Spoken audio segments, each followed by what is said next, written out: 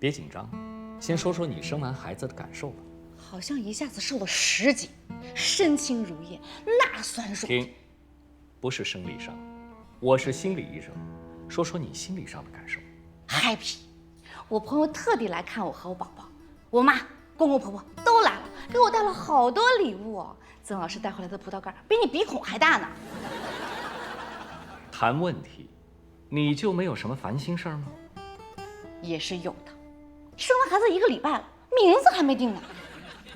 是不是为了孩子跟谁姓，你跟老公婆婆大吵一架，导致你对未来失去了信心？倒也没有这么严重，就是我老公希望名字简单一点，我希望名字高大上一点。哎，医生，你觉得吕安杰丽娜殷雪雨韩林佳这个名字怎么样？挺社会的。我是心理医生，不是江湖郎中，名字这事儿我给不了意见。还有，咨询期间禁止饮食。啊，不好意思啊，最近食欲比较好，怀孕的时候憋坏了。话多，能吃，乐观开朗，你挺正常的呀。为什么胡一菲说情况紧急，让我上门看诊呢？哎呀，医生你误会了，不是给我看，是给他看。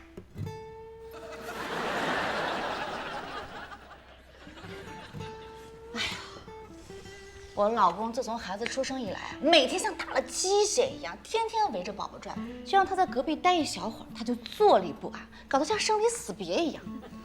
一菲，宝宝尿了吗？听我指挥啊，大力准备温水给宝宝洗屁股。一菲，你拿娃娃跟我练习一遍换尿布。咖喱酱随时准备好给宝宝的便便拍照。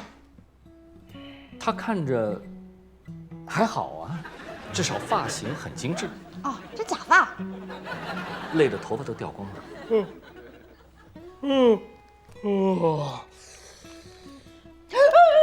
这个不能喝，这是抹的。哦。神清气爽。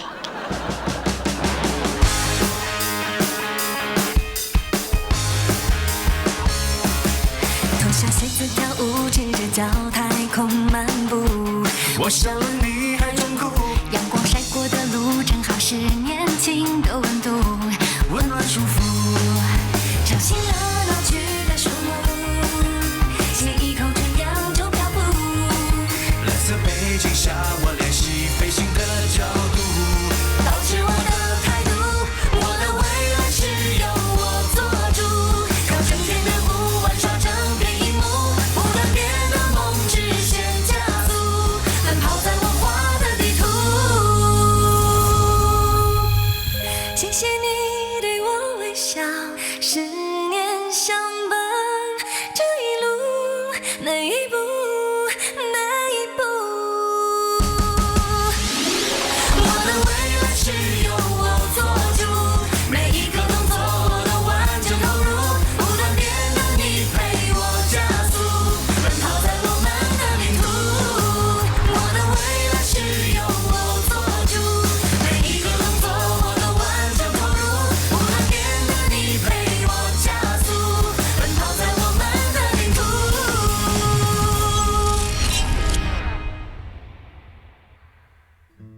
孩子出生那刻我是懵的，我浪里小白龙居然做爸爸了。医生，你要不要看小虎照片？哎，你说我晚上要不做个兼职啊，多赚点钱好养娃呀。忘记给你带伴手礼了。医生，你说卖烤冷面和卖臭豆腐哪个更赚钱？听说小贩儿很容易受欺负，小虎长大之后不会受欺负吧？谁要敢欺负他，我就弄死他。不行，我不能睡，我一定要挺住，我要做个好爸爸。哎，医生，你有孩子吗？你不会有3个孩子吧？心理医生好像都有3个孩子。停！我刚才只是问你叫什么名字。我叫小小布他爸。要不你说说，你产后，你丈夫是什么情况？开始几天还挺正常的，后来越来越魔怔。这2天天天围在孩子身边，寸步不离，怎么都不肯睡觉，也不知道怎么了。我这叫责任感呀！你娘俩事儿可多了。哎，咱回去吧，我想小小布。哎呀，他就在隔壁，你给我站！有没有问题，医生说了算。他还有什么异常情况？眼睛好像也有问题。哎，医生，我跟你说，我家宝宝会发光，从我见他第一眼开始，他就浑身散发着软软的、充满希望的光芒。他眼睛睁开的时候，眼睛闪着好奇的光芒；伸手的时候，手里有温暖的光芒；连他放的屁都有七彩的光芒。他这不会是散光晚期吧？也可能是你们家日光灯装多了。其实，你好好的休息，才能更好的照顾孩子呀。你看那些电影电视剧，金牌爸爸谁睡觉啊？爸爸不需要休息的。人家是没有把睡觉的片段拍出来。我不能睡，世间险恶，我一定要保护好小小布。哎，医生，你详细跟我说一说，这个到底是卖烤冷面和卖烤臭豆腐，到底谁最近？而且我再跟你说一下，我宝宝那个屁真的是这辈子都没有见过那么屁，七彩的光芒。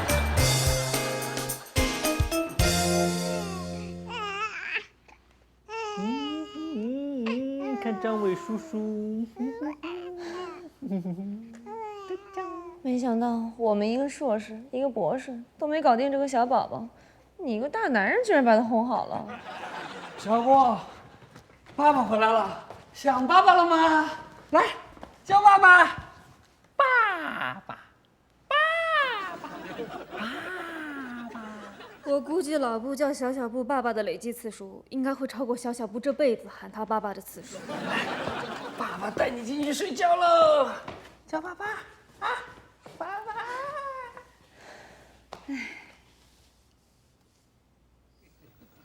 你们怎么看起来像刚跑完10000米似的？婴儿真可怕，小小布就像水溶液里的花粉颗粒，每时每刻都是无规则的布朗运动。小小布就像薛定谔的猫，在尿布接下来之前，你永远不知道尿布里有没有便便。他在说什么？没听懂。不过带孩子还挺愉快的，你看宝宝多可爱。废话，都是我跟大力在换尿布，你就知道在那拍照。哎，子娇还好吗？医生怎么说？医生说他有点产后焦虑。你产后，他焦虑，你们还真是真爱啊！这心理问题也能传染啊？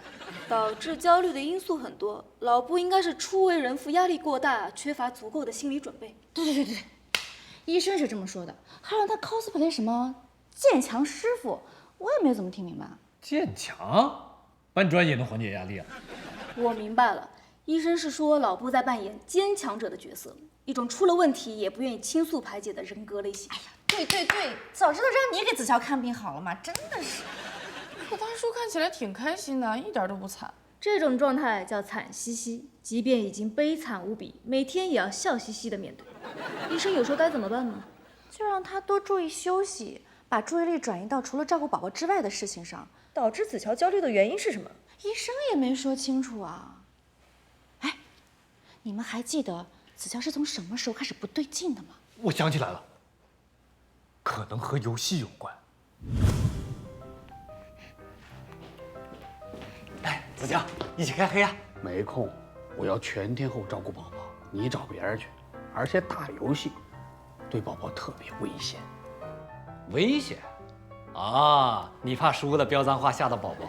比这严重多了。我最近在看一本小说。你个连正骨内经都能念成易筋经的阅读障碍晚期，居然会看书？这本小说很特别，比如我刚看完这一章，爸爸因为在路上打游戏太入迷，一不小心摔倒了，头敲在地上，暂时失去了记忆。宝宝被一旁的流浪猫捡走。等爸爸记起一切的时候，女儿已经成了野猫侠，带着野猫大军对人类展开报复，人类被野猫全灭，爸爸也惨死在女儿的手上。这故事除了狗屁不通之外，好像也没什么特别的。特别的地方也是有的，比如特别长，作者废话多，更新快，很适合我带娃的时候消磨时间。呀，要换尿布了。哎呀，我帮你。切！我家小天使换尿布，你个大男人看什么？出来！我觉得子乔变焦虑，可能是因为他戒掉了游戏，因此没有了排解压力的途径。有点道理。可那几天大叔看起来挺正常的。我觉得大叔变焦虑是从第1次小小布观摩大会开始的。小小布还小，身体抵抗力很弱，大人身上全是细菌病毒，所以以后来看宝宝必须戴口罩。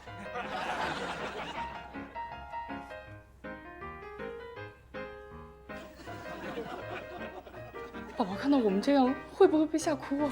接好呗。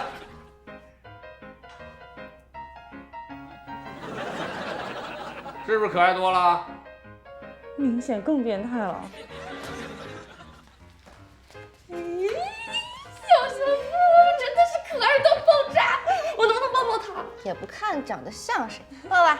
等会儿，要抱小小布的，还得进一步做防护措施。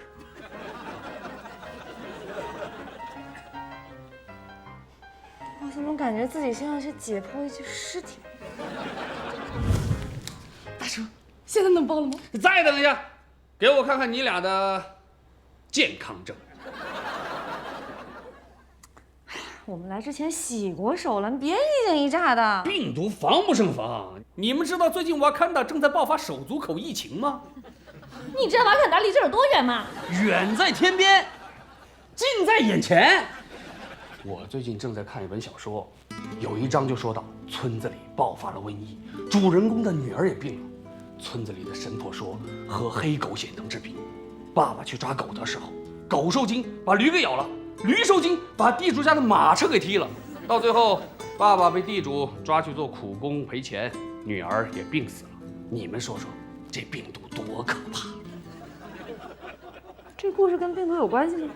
你们要看孩子、抱孩子的赶紧的啊！我决定从明天开始取消面对面参观，统一改成线上观看。线上？我决定做一个小小布的在线相册，实时更新，高清原图，效果一点不比真人差。啊，对了，你俩把联系方式和指纹给我留下，万一小小布出什么岔子，冤有头，债有主。难道是公寓卫生情况不够好，让大叔产生了焦虑？大力，你觉得子乔是从什么时候开始不对劲的？这段时间我和老布相处的不多，唯一有印象的一次，我们聊得还挺愉快的。哎，就没见过这么大惊小怪的爹，居然只给我看相册。体谅一下，就像刚买了新手机，刚上手那2天总怕磕了碰了，过2天就好了。咦，吕子强，你连孩子便便都拍啊？灵儿不会说话，身体状况好不好，一看便便就知道了。哎，比如这坨金黄色的，像不像饱满的玉米？这可是便便中的极品。你们聊，我忽然有事啊。你们看看大力多认真啊，学霸就是有科研精神。老布，你拍照的时候美颜模式关了吗？我觉得颜色有点失真。没关，有影响吗？颜色失真会导致观测误差，进而无法准确判断成分。还有，你把照片放大，边沿很柔和，明显用了柔光，这样便便的质感就不对了。你还记得原始的质感是什么样的吗？原始质感啊，跟一菲的麦片差不多。这个黄色太鲜亮，是不是加了滤镜啊？颜色更接近咖喱的颜色。去过一下。哎，你们都别走啊！我只是以科学的态度，密切注意小小布的每一个变化而已。我之前看那小说啊，里边就有一章写到，爸爸没有注意到女儿体内白细胞的减少，导致重病不治，太惨了。你再给我讲讲如何分辨细节。好，光看一张照片很难看出区别。虽然那次聊天口味有一点重，但老布也是为了小小布好。所以你们就围绕着小小布的便便聊了2个小时。我从来就没有见过像你们这么无聊的人。那你还在旁边听？我在坐月子，我除了看孩子和休息，我还能干嘛？一菲姐，你还记得什么有用的信息吗？大部分你们都说了，非要提的话，就是昨天晚上他偷袭我那事儿。偷袭？就是因为这事儿，我才让他去看心理医生的。太乌龙了，我都不想回忆。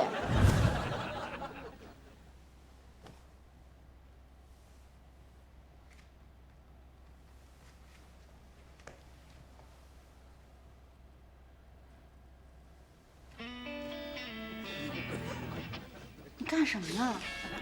大力对小小布的便便太热情了，我担心他来偷孩子。他偷孩子干什么？他一学霸，能做出什么变态之行，我怎么知道？嘘，有动静。小贼，我绝不会让你得逞的！耶！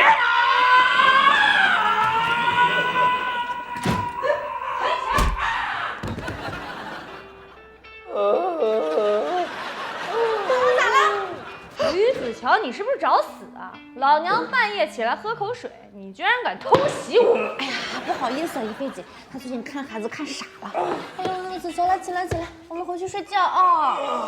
不能睡，我刚才看在小说里，就是与爸爸睡得太熟了，狼来了，把孩子叼走了，爸爸都不知道。不行，我保护好小小布。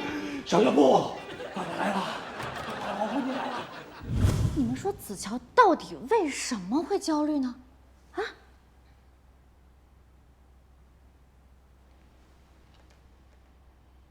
小说？他最近在看什么小说啊？一个网文，他发给过我，我看一下。主人公是一个超级花花公子，因为玩弄了很多女性，死后被老天惩罚，在1000个轮回里面，他都会变成一个父亲，然后因为各种原因失去自己的女儿，让他体验被玩弄女性的父亲的感受。超级花花公子失去自己女儿，子乔不会代入自己了吧？这焦虑源头啊，八成就是这小说了。哪个智障作者写的？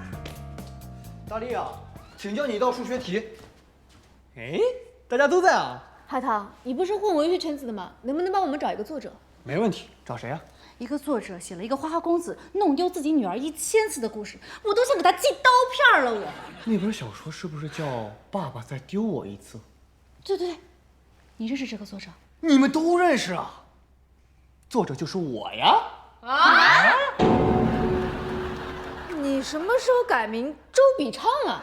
本人志在成为文笔流畅的鲁迅先生周树人，简称周笔畅。你以前不叫这名？我是高产作家，用不同的笔名写不同类型的小说。其实是我写的小说点击量太低，笔名总出现在最烂作者排行榜里，我只能不停地换马甲。能理解经典的人实在太少了，没想到子乔居然是我的知音。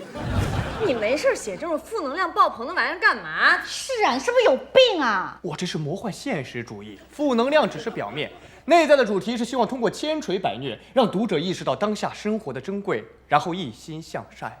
很显然，子乔只看到了千锤百虐，整个人都焦虑了。我觉得未必是我的锅呀，你生活太辛苦了，子乔哥焦虑，说不定是因为柴米油盐呢。你今天更新了吗？更新了。我们找机会测试一下。我照顾小小布的时候灵感迸发，想了几个名字，你们给点意见。名字是吕白板。哎，奇怪，我明明写了的，拿错了。老布的问题越来越严重了，记忆力都衰退了。我们要想办法让他休息。哎，要不我们带大叔下楼喝酒去？喝了酒不要容易睡着，睡着就不想孩子的事儿。好主意。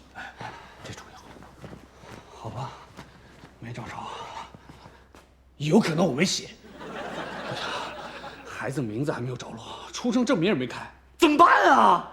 我们需要酒精激发一下灵感。今天晚上咱们去酒吧喝一杯，就能起出好名字了。对，老公，我一直想给你办一个终极奶爸派对，不如就今晚吧。不行，我要走了，孩子怎么办？还有，我看那小说里啊，就是与爸爸喝酒闹事。哎呀，这个小说的内容真是太吸引人了。这样，在这儿聊会吵到宝宝。去酒吧啊，咱们边喝边聊，给我们好好讲讲这个小说的内容。你们不是对我看的小说没兴趣吗？小说里的名字都是精心构思的，我们想测试一下，听你念小说会不会对取名字有帮助啊？你们想的还真周到。那我要走了，孩子谁来照顾我？那就大力吧，他看得懂婴儿背面的颜色。我不行，除非你给我本说明书。大力，好吧，哎，不过最好张伟能搭把手。张伟，我本来不应该离开的，但是给孩子取名字也特别的重要。今天晚上，宝宝就交给你了，你是我最好的朋友。放心吧，我一定帮你照顾好小小布。照顾小小布是其次，要是大力来偷孩子，一定要帮我打死他，答应。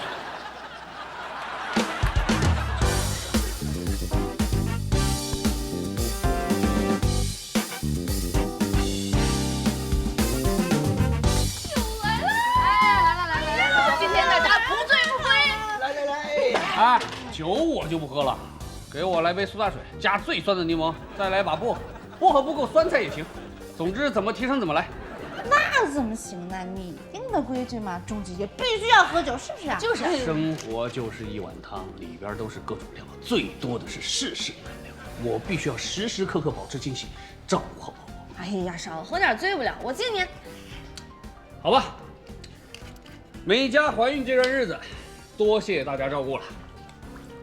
她生孩子这几天也多亏了大家。哦，对了，还有今天，谢谢一菲和咖喱酱替我照看小小宝。我先干为敬。这就不错呀。哎，子强啊，跟我们讲讲小说的事儿吧。啊，对。这是一个超级花花公子受到惩罚的故事。哎呀，前面我们知道，讲今天的更新，你们都知道，这小说这么红，你们都追，也不看看是谁写的。哎，今天我看的是《爸爸再丢我一次》第282章，也是爸爸第282次轮回，第282次丢孩子。才282次，这么说还得丢700多次啊？我算良心的，你看看那些修仙小说，动不动要升个1万级，连载个3、5年都不用愁。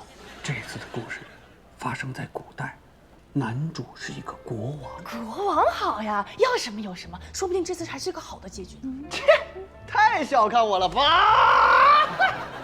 王后生下了一个漂亮女儿，小公主实在是太好看了，国王忍不住画了像，送去全国各地供人观摩。懂了嘛，相当于拍个照片发朋友圈集赞啊。可是国王忘记把画送给山里的女巫，女巫得知后生气了，就是发朋友圈把人家屏蔽了，换我也生气。女巫来找国王，诅咒小公主，说只要有500个人夸小公主好看，小公主就会消失。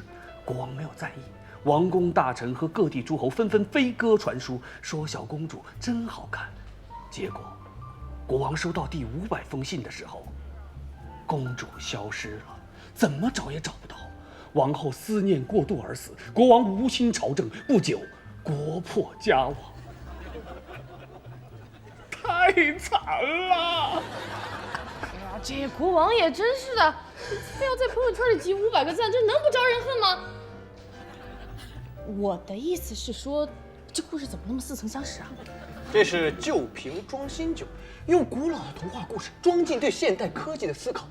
你们想想，现在有多少父母不经意在朋友圈晒过自己的孩子？这些照片很有可能被那些居心叵测的人看到。我就是想提醒这些父母们，你就是啊，那个在他们网文圈吧，就是谁写的文章好，大家就叫他舅舅。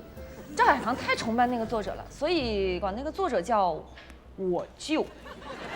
大叔，你别当真，这些沙雕小说都是瞎编的。你不还成天幻想自己有个霸道总裁男友吗？故事源于生活，但真正的生活可比故事凶残多了。说的没错啊！但那是人家的生活，与你无关。有关啊！小说里爸爸和我多像啊，一定要防患于为人。哎呀，老公，你换个开心的看吧，干嘛找自虐啊？哎呀，换做以前可能会，但自从小小布出生以后，我就下定决心，绝不能3心二意、半途而废。不管是养孩子、养你，还是看小说，我现在每天晚上做梦都梦见小小布哭，却不知道该怎么办。你连1分钟都没有睡过，做个毛线的梦。这次更新又给了我新的启发，如果晒照片会让小小布有危险的话，我决定从今天开始停止更新相册。呀，我去卫生间，回来讨论名字的事。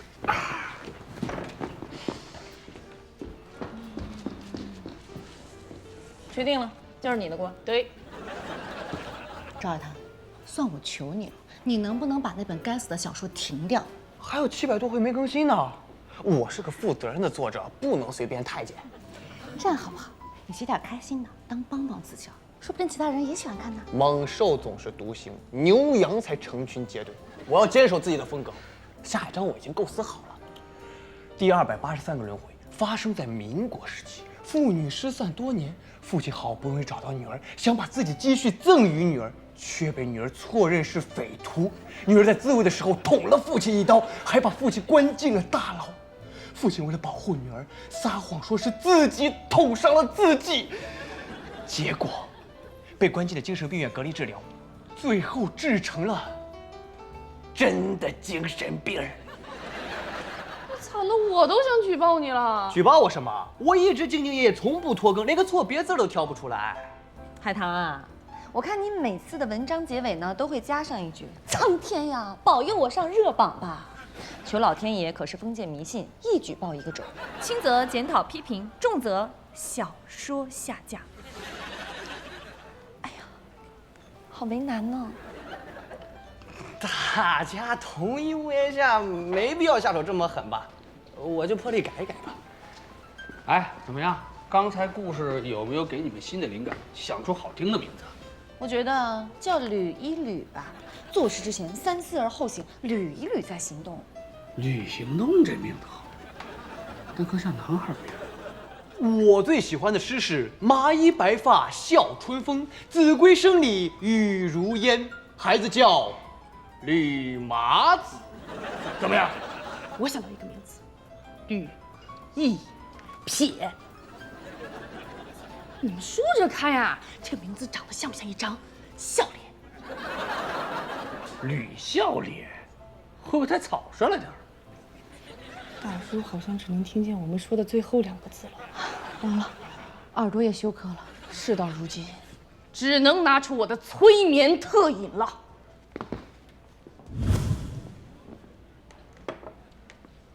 他都几天没合眼了，你还让他喝咖啡？关键是上面这奶泡，你看这花纹，是不是有种眼晕想睡觉的感觉？还真是。我以前失眠的时候，看一会儿我就……哎，你们还有别的名字方案吗？子乔，来，盯着这杯饮料，看，睡吧，睡吧，睡吧。不要，不能睡。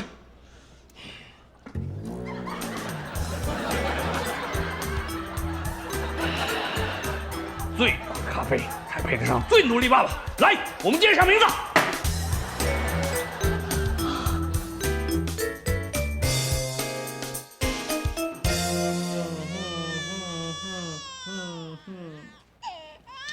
大力呀，你用不着这样，这是孩子，又不是原子弹。原子弹是有公式和原理的，宝宝可怕多了，说炸就炸。这么小的身体可以连续几个小时发出电锯一样的哭声，完全不符合能量守恒定律。哎呀，哪有那么可怕？你看他哭得多可爱啊！哎，你抱抱。别过来，保持3米的安全距离。哎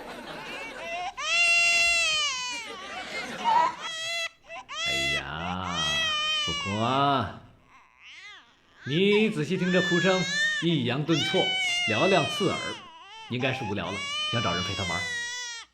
哎，不哭啊，先躺一下。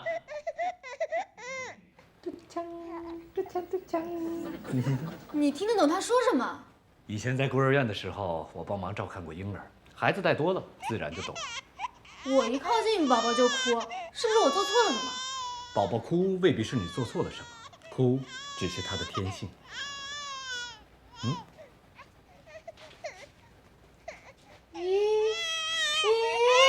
他又哭了。这哭声当中带着几分祈求，声音不大不小，不急不缓。宝宝应该是饿了。你还懂婴儿语？你能教我吗？婴儿语是一门很深奥的学问，需要慢慢的言传身教。1分钟婴儿语速成班，秘诀就是靠猜。那宝宝哭无非就是饿了撑了，困了尿了，热了冷了，无聊了，只要有耐心，靠排除法，总能蒙对。你们给小小布喂奶了吗？你才离开了半个小时，就已经打了5次电话，视频视察了2次，能不能别这么操心呢你？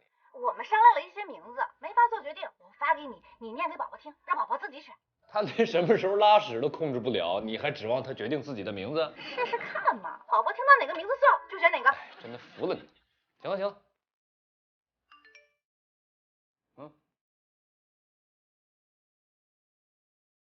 吕小婵。吕婉若，吕爱佳。我想不到你对自己的名字要求还挺高的。哎，你觉得吕正佳人这个名字怎么样？哎，嘿嘿，有前途，以后可以匡扶正义。吕明星，哟，看来有人想做大明星了。嘿嘿。吕汉子，吕娃子，吕合金，这什么奇葩名？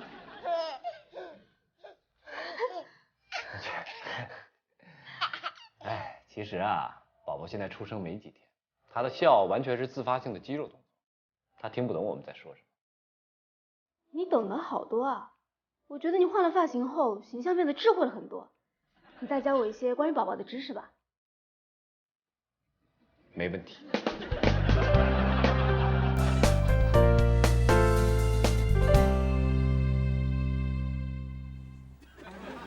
抱孩子最重要的就是要注意3个部位：头、背和臀。动作一定要轻柔，这样才不会吓到宝宝。你来试一下。宝宝别怕，你长得真远。你这样动作不标准，宝宝会不舒服的。不好，宝宝炸了！哎，别慌，找哭的原因。哎，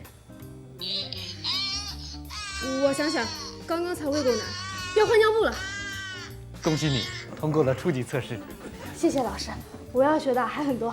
没有啦，你一定会是个好妈妈。都是你教的。恶不恶心？有完没完？羞羞！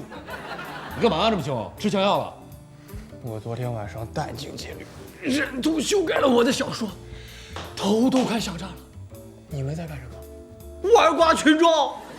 你确定老婆看了会好转？当然，我可是未来的大文豪，妙笔让他心里开花。又要听小说啊？上次预告说下一章更惨，我没勇气看。大象，大象，你的名字。看嘛，说不定有惊喜。对呀、好吧。第283章故事简介。这一世的故事发生在民国，一家3口过着幸福的生活。有一天，爸爸带着女儿去逛庙会，庙会上人很多，爸爸才一转头，女儿就不见了。从此，爸爸发了疯一样找女儿。太惨了，我不看了。哎呀，往下看嘛，说不定会有转折啊，对吧，海棠？是这样。父亲为寻找女儿花光了所有的钱，一身破衣烂衫，灰头土脸。终于，他在一个人贩子那儿找到了女儿，但没有人相信孩子是他的，大家都觉得他也是个人贩子。群众们围上来打他，扎心了，不干了。哎呀，接着看，肯定有转折。这作者打过保票了。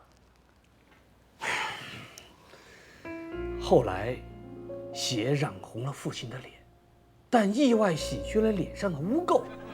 女儿认出了父亲，人们这才意识到自己打错了人。群众们赶走了人贩子，父亲和女儿终于团圆了。还没完呢，后面还有一段，还有彩蛋。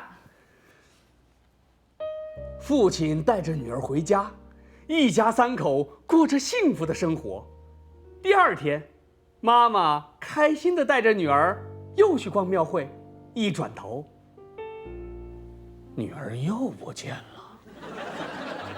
本章完。多意外的结局啊！人在命运面前的无力感是不是马上出来了？旧社会的黑暗是不是跃然纸上？千防万防，怎么算漏了你？别动！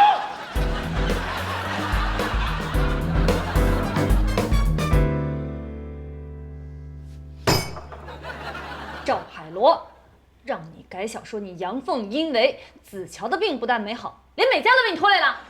创作是有合理性的，我不能前一天还一片凄惨，今天就忽然花好道好了。转变是需要过程的啊。可大叔的病很紧急，需要的是猛药，能不能直接写个大团圆几句啊？我没让爸爸弄丢女儿，已经退了一大步了。要是马上接大团圆，粉丝还不骂死我呀？连载了200多章，总阅读数还没破万，估计一半点击都是老布贡献。真要把老布搞疯了，你唯一的死忠粉可就丢了。张伟，我这样拍奶格对吗？完全正确，小丽。给我点时间，后面的章节我都计划好了。爸爸在几十个轮回的磨砺中，意识到老天在磨练自己，他会变得越来越好。你们会看到大团圆的。再也不相信你了。我跟咖喱酱监督你写新章节，预防你夹带私货。你们2个去找李子乔，用尽一切办法让他消停一会儿。哦。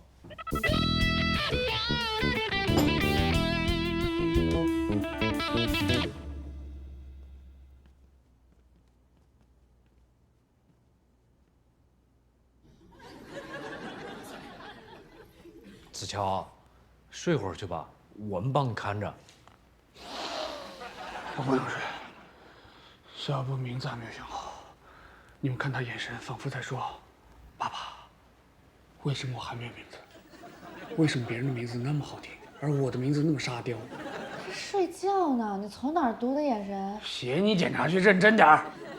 你把家里所有见的东西都说起来了，没有笔我怎么写？我呸！我为什么要写检查？还有别的名字吧？吕路易怎么样？高端、大气、有内涵，英文名字就叫路易斯，缩写 LV。不行，我女儿不能取个包的名字，总比你起的旅游鞋要强吧？是驴友鞋。女孩不能太天真无邪，否则容易被骗。我知道了，叫吕火龙怎么样？小小布五行缺水火，火龙这么旺的名字可以补火，火龙果又是水果，补水。我想到一个不错的，吕品雷。你们看这个名字，上下左对称，是不是极具几何美感？而且正好有9个口，寓意宝宝福大命大，像猫一样有9条命。这么多口，我怕比咖喱酱还能吃。只有9个口吗？我怎么看着有12个呀？氯化钠怎么样？盐的主要成分就是氯化钠，这个名字寓意宝宝将来像盐一样不可或缺，用途广泛。女孩名字要甜，你这个太咸了。那铝硅磷呢？元素周期表铝后面就是硅和磷。哎，叫吕觉怎么样？驴觉是睡觉觉的觉。宝宝乖，睡觉觉。宝宝乖，睡觉觉。去！哎呀，检查没写好，还想抱孩子？宝宝，对不起，爸爸到现在名字还没有想好。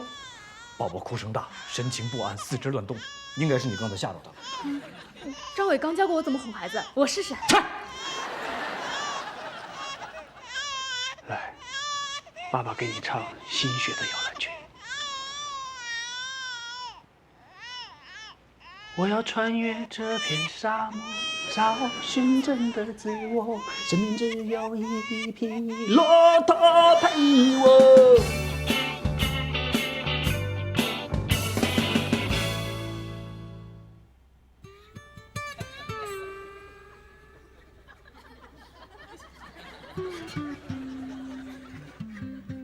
你们俩在这盯着我，写不出来。别装，你不写我来。你还会写书？网文有什么难的？我都构思好了。这一世，原本穷困潦倒的爸爸，通过努力赚到了大钱，给自己的女儿建造了一座甜蜜的城堡。墙砖是巧克力做的，地上铺满了糖果，还有一个很大的奶茶游泳池。爸爸和女儿生活在这座城堡里，非常幸福。这种城堡住3天就该胖成猪了，还幸福个毛线！你怎么不听重点呢？咖喱酱的意思是想让爸爸变得更有钱、更幸运，这样子乔看了才不憋屈嘛。而且除了有钱，我们还想让爸爸变得更强，提升他的内力值和战斗力，要让子乔在小说中获得力量，摆脱焦虑，让他得到一本武林秘籍，怎么样？哎，好主意啊！就这么写。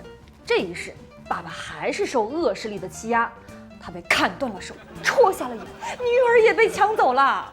但是天无绝人之路，有一天，爸爸捡到了一本失传已久的武林秘籍，不但练就了盖世神功天雷滚滚拳，还练出了16块腹肌。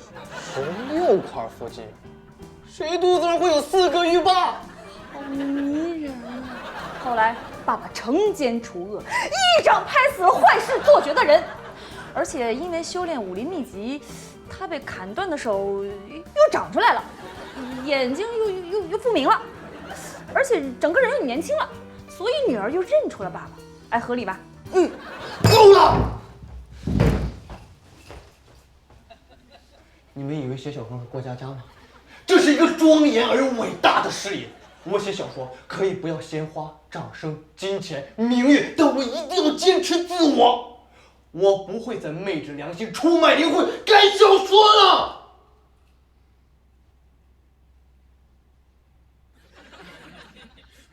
我要穿越这片沙漠，找寻真的自我，身边只有一匹骆驼陪我。他怎么越来越精神了？据说过了疲惫期，人就会进入极度亢奋的状态。想不到老婆的意志力这么强。子乔，别唱了，歇会儿沙吧。漠之舟。不行，我一定要练好摇篮曲。小说里面有一章，就是与爸爸唱歌太难听了，在山顶唱歌的时候引发了雪崩。雪崩引发了地震，地震点燃了火山，火山爆发导致了海啸，最后世界就末日了。女儿也不见了。哎，我有个办法可以让你唱歌更好听。什么办法？这个环境可以模拟母亲子宫的舒适感，放松身心。只有放松的状态下，唱歌才可以更好听。子乔，你觉得怎么样？有没有好一点儿？要是舒服的话，就睡一会儿啊。睡不着。小说里有一章说到，孩子难产，在妈妈肚子里憋死了，连爸爸的第一面都没有见到。这章虐不虐我不知道，但这章肯定很短。喂，是不是小说更新了？快放我书来，快！别！哎，我手机在哪儿呢？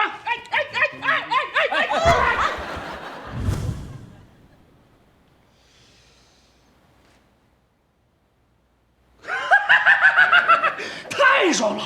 爸爸居然捡到了100亿，成天和女儿犯愁，不知道该买哪一款私人飞机。赵海棠这小子还挺配合。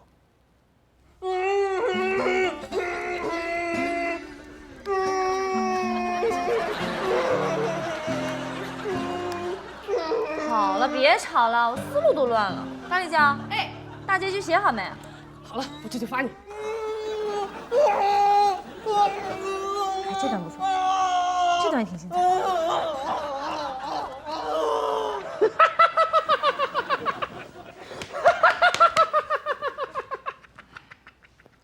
大叔怎么样了？笑到现在了，赵海棠这次够给力。他不愿意出卖灵魂，都是我俩写。什么呆萌武功，天雷滚滚拳，一拳打飞所有坏人，作者真是有才啊！哎，这次更新内容写的太棒了，爸爸每一世都变得好强大，霸道总裁、绝世高手、超能力者，不知道下一世会是什么。写在最后的话，感谢所有喜欢本书的读者，但作者已经到了要上幼儿园的年纪，以后不能再更新了。就这么完结了？作者居然是个小屁孩儿？